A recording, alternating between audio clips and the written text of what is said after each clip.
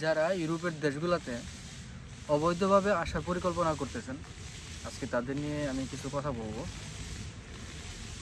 আশা করি ভিডিওটা শুরু থেকে শেষ পর্যন্ত দেখবেন। দেখলে হয়তো আপনাদের একটা সিদ্ধান্তে পৌঁছাতে অনেক সহজ হবে। তো প্রথমে আমি শুরু থেকে শুরু করি। এটা হচ্ছে আপনার বয়স এখন 16, 17, 18, 19, 20 এর আশেপাশে হবে। আপনি আপনার ভবিষ্যৎ নিয়ে খুবই দুশ্চিন্তায় ভুগতেছেন। আপনারা নিয়ে আপনার পরিবার খুবই দুশ্চিন্তায় ভুগতেছে। পড়াশোনা ছেড়ে দিয়েছেন, ইউরোপে আসার স্বপ্নে বিভোর আপনি। এরপর যেটা হবে, পাড়ার কোনো এক চায়ের দোকানে একজন ভিসা অফিসার আসবে, যার কাছে দুনিয়ার সব দেশের ভিসা আছে। যে কোনো ধরনের ভিসা, যে কোনো ধরনের কাজ,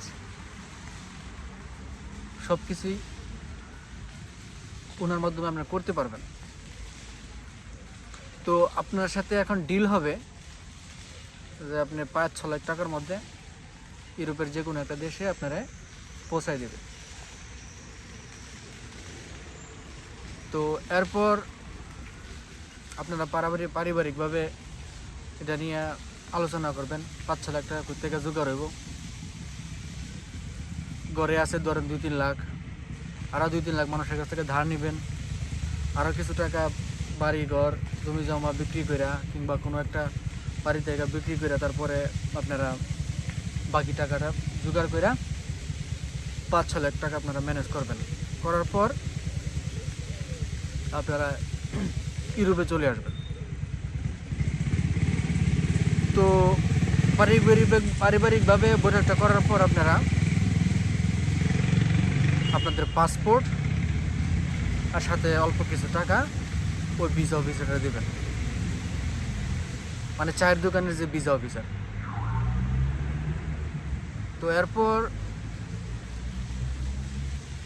ওনারে আপনারা যখন পাসপোর্ট আর কিছু টাকা দিবেন, তখন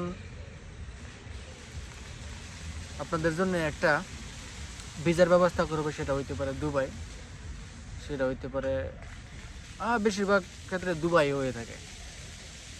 দুবাই একটা ভিজিট ভিসা দিয়ে আপনারা দুবাই পাঠাবে। তো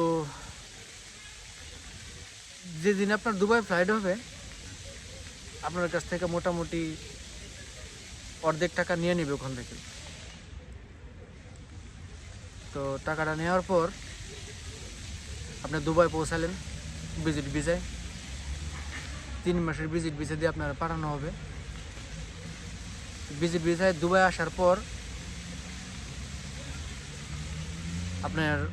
আপনার একটা 8-10 জন রুমে থাকে, এরকম একটা রুমের মধ্যে আপনার একটা সিট ভাড়া করে দেওয়া হবে।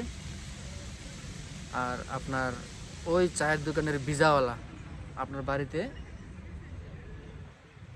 আপনার পরিবারে বলবে যে টাকা লাগবে, বাকি টাকা দেওয়ার জন্য ওখান থেকে দুবাই থেকে ফ্লাইট হবে ইউরোপের। তারপরে আপনি দুবাই থেকে 2-3 মাস রাখার পর আপনারা ফ্লাইট করবে কোথায়? কোনো না কোনো ভিসার মাধ্যমে, ধরেন হচ্ছে লিবিয়াতে। আর লিবিয়া একটা যুদ্ধ বিধ্বস্ত দেশ, এটা আপনারা সবাই জানেন। তো লিবিয়াতে আসার পর আপনারে দুবাই লিবিয়ার এয়ারপোর্ট থেকে রিসিভ করবে কি ওই দালালের কোনো না কোনো একটা গ্রুপ আপনারে লিবিয়া এয়ারপোর্ট থেকে আপনারে রিসিভ করবে। রিসিভ করার পর ওরা আপনারা গাড়ি দিয়ে নিয়ে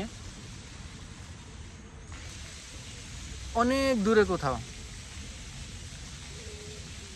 যাবে। আপনি জানবেন না কোথায় যেতেছেন, রাস্তাঘাট কোনো কিছুই চিনেন না।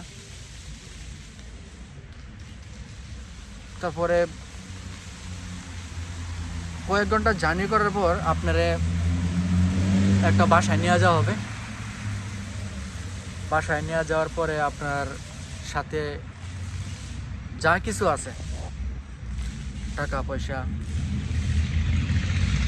আপনার পরনের কাপড় চোপড়, আপনার হাতের মোবাইল, সব কিছু নিয়ে নেবে ওরা। নিয়ে নেওয়ার পর আপনারে তখন বাড়ি থেকে চাপ দেবে যে আপনার আরও টাকা লাগবে। অলরেডি আপনারা 5-6 লাখ টাকা দিয়ে বসে আছেন, এখন বাকি যে টাকা, এই টাকা কোত্থেকে জোগাড় করা হবে কেউ জানে না। আপনি যদি টাকা না দেন, আপনার পরে অমানবিক অত্যাচার করা হবে। এরপর যখন আপনি টাকা দিতে পারবেন না, তখন আপনার বিক্রি করে দেওয়া হবে। আমরা যেটা গল্প কাহিনীতে শুনতাম, মানুষ বিক্রি হয়, এরকম মানুষ বিক্রি মতো আপনার বিক্রি করে দেওয়া হবে। আপনার বিক্রি করে দেওয়ার পর আপনারা নিয়ে কী করবে ওরা, মানে যেসব কাজগুলা করার জন্যে মানুষ পায় না, মানুষ ওসব কাজগুলো আপনারা দিয়ে করাবে। তো করানোর পর আপনি তখন মানে অনেক কষ্টে আপনি এই কয়েকটা দিন অতিবাহিত করবেন, খায়া না খায়া। তারপরে আপনি কোনো একটা সময় লিবিয়া থেকে ইয়াতে আসতে চাইবেন, ডাঙ্কিনি কয় না কি কয় আমি জানি না, আসলে আমি এই রাস্তাতে আসি নাই। ওই রাস্তায় আসার জন্য আপনি চেষ্টা করবেন। চেষ্টা করার পরে অবশেষে আপনি কোনো একটা দালাল পাবেন যারা নাকি এই কাজগুলো করে, আপনারা ডাঙ্কি দিতে সহযোগিতা করবে।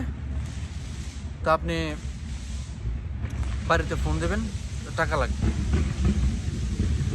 দালাল দেওয়ার জন্য, ডাঙ্কি মারার জন্যে টাকা লাগবে কত, ধরেন 2 লাখ। তো বাড়ি থেকে আপনার চোখে তো স্বপ্ন যে বাস এই ডাঙ্কিটা মারলেই আপনি ইউরোপে পৌঁছে গেছেন। তো বাড়ি থেকে আপনি 2 লাখ টাকা আরও আনাবেন, ওই দালাল দিয়ে আপনি ডাঙ্কি মারবেন। ডাঙ্কি মারতে গিয়া আপনি হয় ধরা পড়বেন কোনো মিলিটারির কাছে, আর নয়তো কোনো সন্ত্রাসী গোষ্ঠীর কাছে। লিবিয়াতে অনেকগুলা গ্রুপ আছে। আমি আগেই বলছিলাম লিবিয়া হচ্ছে একটা যুদ্ধ বিধ্বস্ত দেশ, ঠিক আছে। এখানে সরকারের কোনো কন্ট্রোল নাই। তো আপনি যদি আর্মির কাছে ধরা পড়েন, তাইলেও আপনার জন্য সমস্যা, আর যদি আপনি কোনো মাফিয়াদের হাতে ধরা পড়েন তাইলেও আপনার সমস্যা। তো মাফিয়াদের কাছে ধরা পড়লে আপনার যদি কিসমত ভালো থাকে, যদি আর্মিদের কাছে ধরা পড়েন তাইলে মোটামুটি আপনি একটু বাইসে গেলেন। যদি আপনি মাফিয়াদের কাছে ধরা গেছেন তাহলে আপনার সাথে যেটা হবে, আপনার জিমি করে আপনার বাড়িতে ফোন দেবে আপনার পরিবারে যে আপনার জীবন রক্ষার বিনিময়ে 10 লাখ দিতে হবে, 5 লাখ দিতে হবে, মানে যেভাবে মানে ডিলটা হয় আপনার সাথে, আপনার জীবন রক্ষার বিনিময়ে, নয়তো আপনারা মেরে ফেলবে। তো এরপর আপনার সাথে যেই আপনার উপর এই টাকা নেওয়ার জন্য আপনার উপর যে অমানবিক অত্যাচার করা হবে, তো সেই অত্যাচার সহ্য করতে না পারে আপনি মাঝে মধ্যে মনে হবে যে আপনি নিজের জীবন নিজে দিয়ে দিবেন, অন্যথায় বাপ মার কাছে কান্নাকাটি করবেন আপনার জীবন রক্ষা করার জন্য। আপনার আব্বা মা আপনার বাড়িতে আপনার অবশিষ্ট সম্পত্তিটুকু বেচা আপনার ওখান থেকে উদ্ধার করবে। তো একটা সময়ের পর আপনি ততদিনে আপনার অনেক অভিজ্ঞতা হয়ে যাবে। তো আপনি তারপরে কোনো না কোনো দালালের পাল্লায় পড়ে আবার কোনো না কোনো মানুষের দ্বারস্থ হয়ে আপনি আলটিমেটলি পৌঁছে যাবেন আপনার ডাঙ্কিতে আপনি সাকসেস হবেন। ডাঙ্কিতে সাকসেস হওয়ার পর আপনি যখন ইউরোপের কোনো একটা দেশে প্রবেশ করবেন, এরপরে যা আপনার সাথে যা যা ঘটবে সেটা আরও দুর্বিষহ।